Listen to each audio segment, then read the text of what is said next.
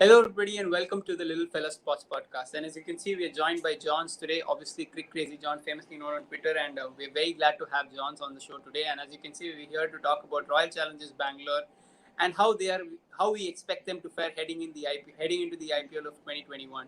So, Johns, first things first. Looking at RCB, every year we go in with expectations. RCB fans go in with expectations. All of us neutrals also go in with expectations when it comes to RCB, but they sometimes get close, sometimes they don't, but in the end, they never make it over the line. But 2020, in a way, was like a different year for them. They obviously got a new coach like Mike Hessen, and they got Simon Catterton. They had a completely new structure, and for the first time in more than 3 years, they made the playoffs for the first time. Obviously, they lost their actually last 6 or 7 games in a row, but it was still a positive season. So, looking at IPL 2020 first, how positive a season would you look at it? Because the two seasons before that, they were horrible. They didn't even get close, right? So looking at that way, how positive was last season according to you? Last season was RCB's best season since 2016 after they making the finals of that season. So they have made lots of changes. We have seen how well they prepare for the auction last season, and they did well with the domestic talents, especially giving that opportunity to David Padikkal. He was really consistent through the series, to the tournament. Then Chris Morris, even though he was injured, but still RCB was winning the matches in first phases, and when he came back, it was a real difference. We have seen how well he bowled in power play and for in-depth bowling also. So there was lots of changes, as you mentioned. My cousin brought in that lots of changes because if you look at 2017 or 18 or 19 season. There was lots of issues. We have seen they missed out KL Rahul and some other guys also, and they didn't purchase better bowlers, etc. So it was a total messed up a team, if you call it as RCB before my cousin. But he brought in lots of changes, bringing some new players, and main reason I like RCB last season was how well they scouted few talents. Even in this year as well, we'll talk about that more. They have scouted really well, I think. I don't think any team has scouted this well in IPL auction, other than even other than this Rajasthan Royals, who has or who picked that most batches like Kartik Tyagi, Agar Singh, Jaiswal, etc. I don't think any team has trusted these kind of youngsters, and their scouting team has doing really well for RCB in last 2 seasons. So we will discuss more about that uh, in the different agendas. Yeah, so I agree with you. I think, as you mentioned, in the 2018, the mega auction, especially, they completely messed it up. They lost KL Rahul. They did not retain him. They retained Sarfaraz Khan, who's a talented player, but they didn't even use him properly. There wasn't a proper role for him defined at all. And Daniel Vettori and company, I mean, they messed up the 2018 auction, which is obviously the auction to build for the mega auctions are usually the auctions which you build for the next 3 or 4 years, right? And in that way, considering that he had such a mess to deal with. I think Mike Hessen did a wonderful job with what he had, the resources he had, the players they got, and some of the players were really good. So, for example, Chris Morris, we'll obviously talk about that. But I think overall 2020 was a very, very positive season for RCB, and I'm sure they can take positives from the performance, especially in the first half of the season. They were very consistent. They looked like a team for the first time in many years. And as you said, even in the absence of Chris Morris, for example, a few games, they still looked very competitive. And overall, I think it is a positive season for RCB. But heading into 2021, obviously the mini auction took place, and the two major things, or rather two major decisions they took, was to obviously let go of Aaron Finch and Chris Morris. They're two big buys from the 2020 auction. So obviously Aaron Finch did not have the greatest of season, and it was not at all a surprise because he was actually in good money, and I think they felt that they could get a better middle order player, which obviously they went and got ahead with Glenn Maxwell.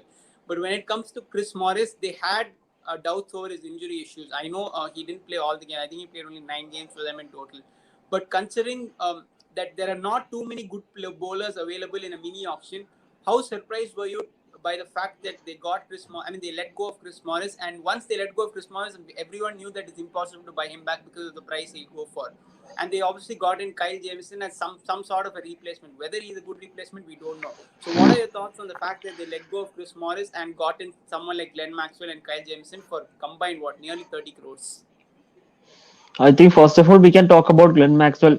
I think it was evident that Glenn Maxwell will be going to either RCB or Chennai Super Kings. Chennai Super Kings didn't had that money, so RCB was going for all out for Glenn Maxwell because they need that Maxwell push in middle overs. Last season, AB de Villiers, even though he had a great season, but still in middle overs he was a little bit struggling. Even Virat Kohli struggled through the tournament in middle overs against spinners. So they needed that a player like Maxwell. Even he does not have a great IPL record apart from that UAE season in 2014, but still he is Glenn Maxwell.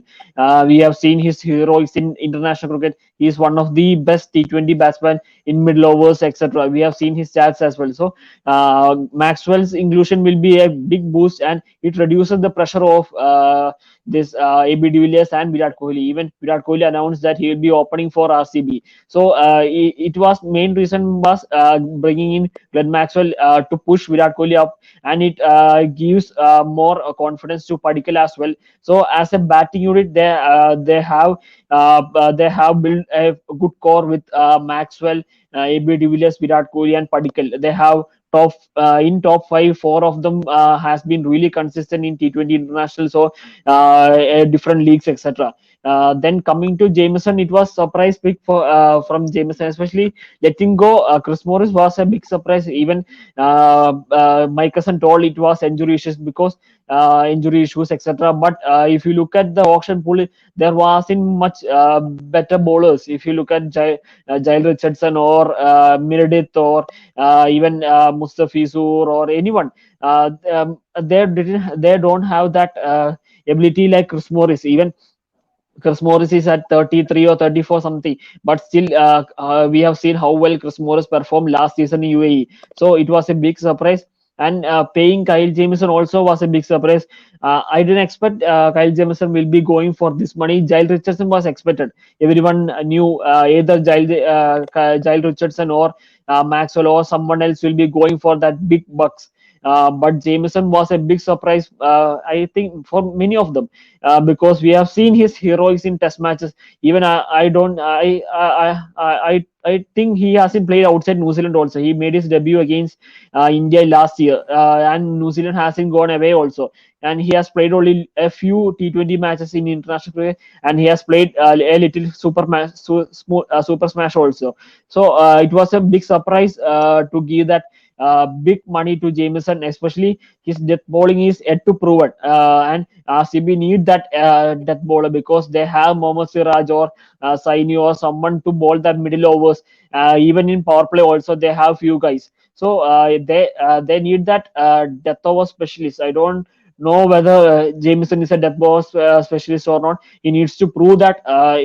So far, seen in few T20 internationals, so it is tough to judge as well. We know how tough is to bowl in New Zealand. These small boundaries, it is tough for any bowler. So I am really looking forward to see Kyle Jameson bowl in India, and it will be a great experience as well with T20 World Cup coming in. It will help him as well as a player to grow up. He is really young as well. Just made his debut 1 year ago, so it will be a great experience for him. But with 1 year ago for mega auction, I still believe they should have retained Chris Morris. Yeah, I think one of the major things when you come in, when you looked at RCB is they, for the first time in many years, their bowling attack actually looked very good. It was more their batting which was actually looking very big, especially the middle order batting, as you mentioned. Even Virat Kohli and AB de Villiers were not getting going in the middle overs, and around them there were only many anchors. There was no finisher. That's why they got someone like Glenn Maxwell. Even though his performances in the last few years haven't been the greatest, he continues to do well in the international circuit, and even in the India Australia series in December, he performed really well. He took down the spinners, even the fast bowlers. He was very good. So it was not a surprise that Maxwell went to RCB for that price.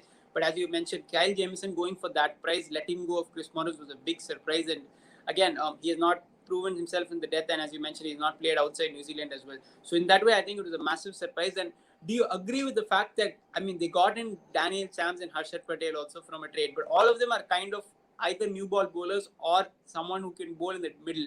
Apart from Prepi, even Navdeep Saini, do you think they really have a death bowler? And would you say that, is it fair to say that RCB heading into 2021 have a weaker 11 than what they had in 2020? Yes, totally. If you look, if, as you said, their strength was bowling unit last year. The way Sundar bowled in power play, the way they use Siraj or they use Navneet Saini. Siraj was really good in few games, and how well Chris Morris was finishing them for in death over. So they have a really good attack last season. That was one of the reason they made into the playoff stage. And coming to this season, they don't have that death over specialist. Every team has one, or there's Even some two. way every team has that. They have that. Every team has that death over specialist, or even someone who captain can trust him. But in this RCB lineup, I don't think Virat Kohli can trust him. Trust anyone, or Jameson or Navneet Saini hasn't played much cricket. Even he's not playing for India as well. And Siraj is yet to prove his mark in death overs. So it will be tough for Virat Kohli to choose from a bowler to trust whole season. It is a 14 games in group stages, and coming to playoff there will be 17 or 16 matches. So who will Virat Kohli trust in death overs will be the big question mark for the whole team.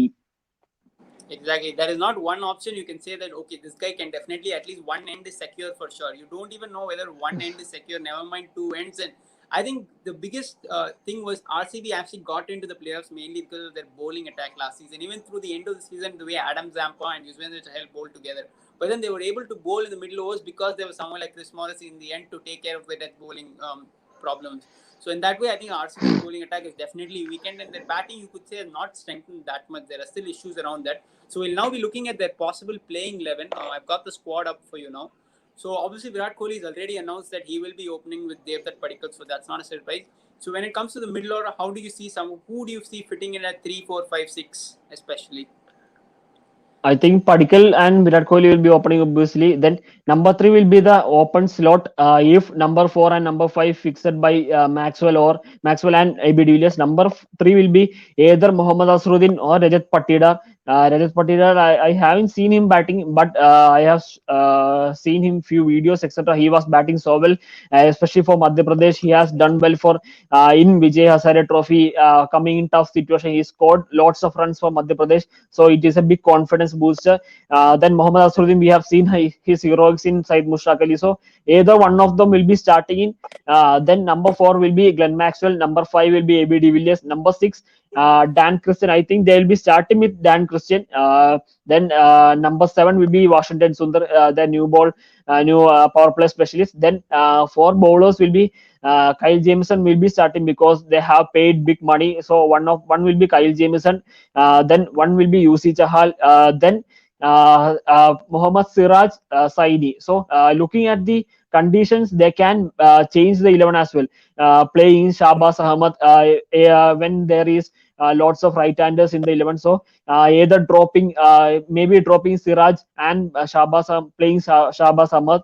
So this will be their core unit, and there will be some changes through the tournament. Like there will be Suyesh, then there will be other few. There even Sachin Baby is there. So even if you look at, they can push Maxwell at three. Number four will be AB de Villiers. Number five will be Sachin Baby. So Sachin. core team will be Padikkal, the Kohli, then Mohammad Asruddin or Rajat Patira. Number four will be Maxwell. Number five will be AB de Villiers. Number six Dan Christian. Number seven will be Sundar. Number eight will be Kyle Jameson, UC Chahal, then Saini, then Siraj or Shahbaz Ahmad. Yeah, I think it's fair to say that RCB's bowling attack again looks weak, especially in one of the phases, which is the death phase. But you can see that they have so many new ball bowlers. Even in the squad which we saw, there are so many new ball bowlers. Even someone like Dan Sams, they got him in from Delhi Capitals in a trade. He did well in the Big Bash, especially with the new ball and some variations. But those variations did not work even in the last season of IPL. He did not do too well for RCB, and they got back Harshal Patel, who used to play for RCB. I mean, even him, you would say that he's more like a middle over specialist, someone who can roll the arm and bat a little bit. So there's a little bit of problem. Maybe someone like Dan Christian with his experience could be used as a death pick simply because he's more experienced than someone like Kyle Jameson. But it's fair to say that the performance of Chris Morris is very difficult to be replaced, and how they're going to do is probably going to determine how they play this season. So coming into their X Factor players, obviously for RCB to have an outstanding season, we've already told that there are very obvious issues in their team, whether it comes to middle order batting, lower middle order batting, or whether it comes to death bowling. If they have to have a really good season, if you have to play, I mean, if you have to pick a couple of X factor players, who will they be and why? I think one of them will be Glenn Maxwell because we know AB de Villiers or Virat Kohli will be performing. Maxwell need to give that middle of that take down spinners of opposition teams. If he can do that, it will be a good. It will reduce the pressure of AB de Villiers and Virat Kohli. Virat Kohli as an opener or AB de Villiers at number 4 or number 5.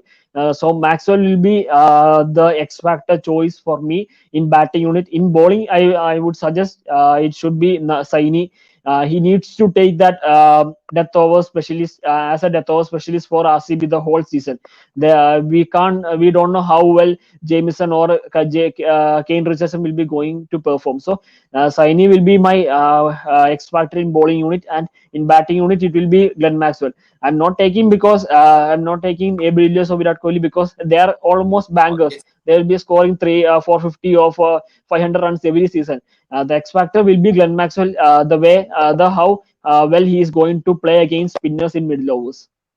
Exactly. I think Virat and AB, you always expect them to have good seasons in terms of getting 400, 500 runs. But for RCB to go to the next level, for them to make a playoff push or even further, they need Glenn Maxwell to have a season like what he had in 2014 in UAE, where he basically won a few games by himself. If he can do that, and then you've got Virat and AB and those guys continuing to contribute in a very consistent manner, then you've got some chance for RCB. And as you mentioned about Navdeep Saini, the last few months have not been easiest for him in the Australia tour. He played in the one days, but he lost his spot. He wasn't too good. He lost his spot. And even in this English series, which is ongoing now, he lost his spot in the one day team. He did not get an opportunity in the T20s. So I'm sure that he'll be very, very desperate to impress his Indian captain as well as his RCB captain, Virat Kohli, and try to get back to his, because he had some really good games in the 2020 IPL and in the 2019 IPL, especially 2020 IPL.